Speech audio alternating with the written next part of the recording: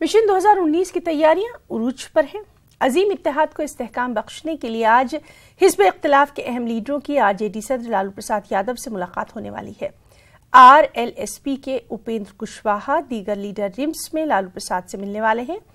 तफसीलात के मुताबिक मुलाकात करने वाले लीडरों में शरद यादव भी शामिल हैं। इन लीडरों का अस्पताल में लालू प्रसाद से मुलाकात का मकसद सीटों की तकसीम के सिलसिले में बातचीत करना है।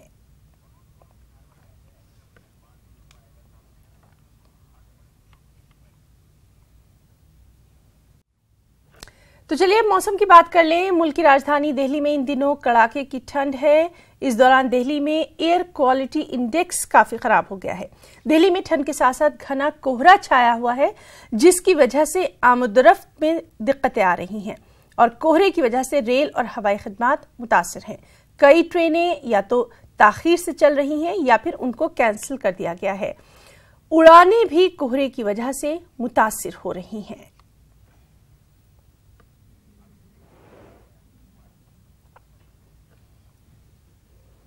तो चलिए सीधे रुख करेंगे दिल्ली का, जहां से मौजूद है हमारे साथी अभिषेक। अभिषेक, आपसे जानना चाहेंगे, कोहरे की वजह से कई जो फ्लाइट्स हैं या तो उनको कैंसिल कर दिया गया है या फिर वो लेट से उड़ रही हैं, क्या कुछ अपडेट?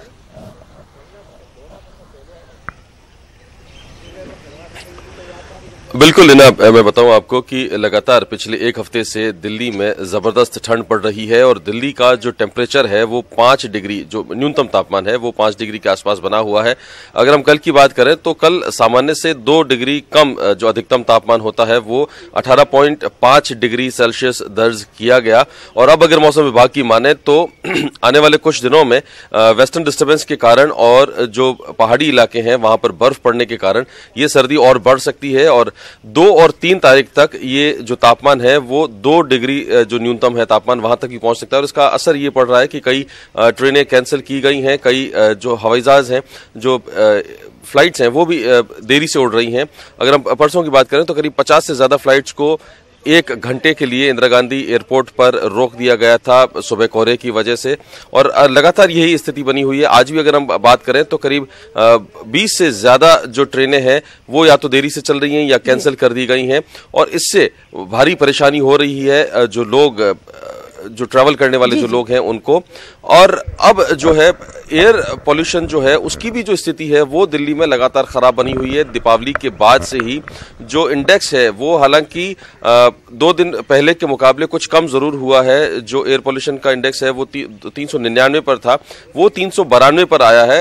हल्की सी राहत जरूर मिली है लेकिन अब भी वो सामान्य से बहुत ज्यादा खतरनाक स्थिति पर पहुंचा हुआ है ना जी। अभिषेक, हम आपसे ये भी जानना चाहेंगे क्योंकि न्यू ईयर का वक्त भी बहुत करीब है, लोग ज्यादा से ज्यादा तादाद में सफर कर रहे हैं, तो क्या एडमिनिस्ट्रेशन की तरफ से, चाहे वो रेल की बात हम करें या फिर एयर की बात करें, हवाई सफर की बात करें, क्या इनकी तरफ से मुसाफिरों को जानकारी देने के लिए कुछ खास इंतजाम किए गए हैं या फिर अचानक से खबर आती है? क्योंकि ये काफी इंपॉर्टेंट माना जाता है कि एटलीस्ट जो घर से निकलने वाले हैं या फिर जो सफर करने वाले हैं उनको इत्तला तो हो।